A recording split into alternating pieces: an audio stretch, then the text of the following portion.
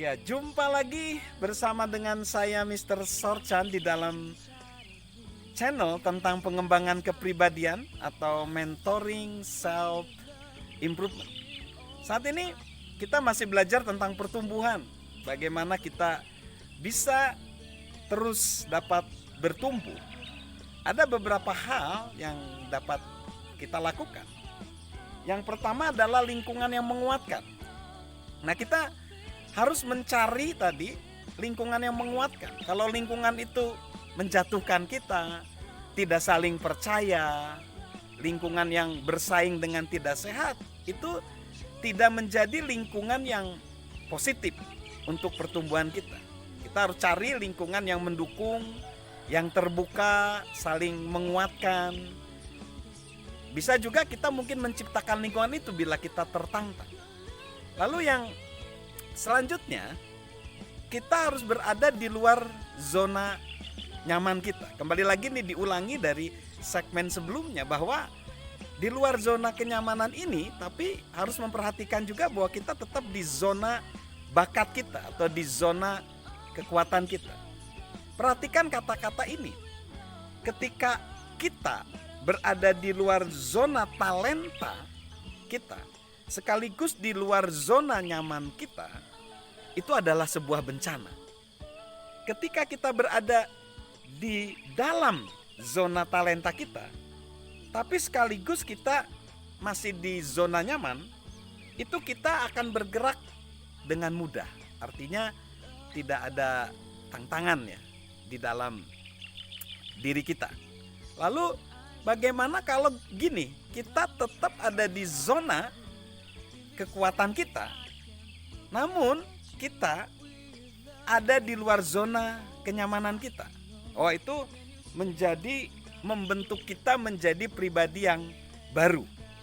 Jadi artinya bahwa di luar zona kenyamanan kita bukan berarti kita tidak hidup di zona bakat atau zona kekuatan, bukan seperti itu. Tetapi kita mencari tantangan-tantangan baru agar kita terus bertumbuh, berkreativitas. Lalu selanjutnya, kembali lagi kita harus terbangun dengan semangat.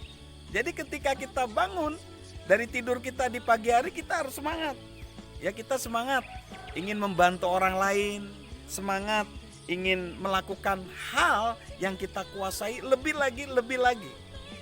Kita ingin memberikan yang terbaik, kita ingin membuat dunia lebih baik. Mungkin itu akan bisa membuat kita lebih semangat lagi. Lalu yang selanjutnya, kegagalan bukanlah musuh kita. Ini penting. Kegagalan bukanlah musuh kita. Kegagalan ketika kita menghargai pelajaran yang disampaikan oleh kegagalan, maka itu akan membuat kita menjadi lebih baik.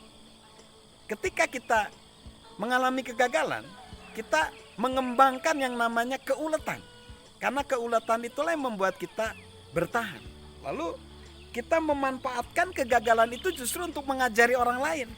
Kita bisa membagikan kegagalan-kegagalan kita kepada orang lain, dan itu justru membuat kita bisa memetik, ya, mempelajari atau kita belajar dari kegagalan. Jadi orang yang bertumbuh itu dia tidak anti terhadap kegagalan. Dia tidak memusuhi kegagalan. Justru kegagalan itu dia petik pelajarannya dan membuat dia semakin baik hari demi hari. Jadi pertumbuhan itu diciptakan dengan lingkungan yang saling menguatkan. Hati-hati kalau lingkungan di antara kita saling menjatuhkan, saling iri, tidak positif, itu tidak mendukung pertumbuhan. Lalu yang selanjutnya, kita harus berani berada di luar zona nyaman kita. Namun bukan berarti kita keluar dari zona kekuatan kita atau zona bakat kita. Tidak, justru tetap ada di zona bakat kita, di zona kekuatan kita, tetapi berani keluar dari zona nyaman kita untuk mendapatkan pembentukan hal-hal yang baru, pola pikir baru, dan tantangan baru. Lalu selanjutnya kita harus terbangun dengan semangat, ya. Bangun tidur dengan semangat, dan yang selanjutnya kita harus merangkul, harus berdamailah dengan kegagalan. Itu artinya jangan dimusuhin, jangan anti kegagalan. Karena kegagalan itu merupakan proses menuju keberhasilan. Salam sukses luar biasa bersama dengan saya, Mr. Sorchan.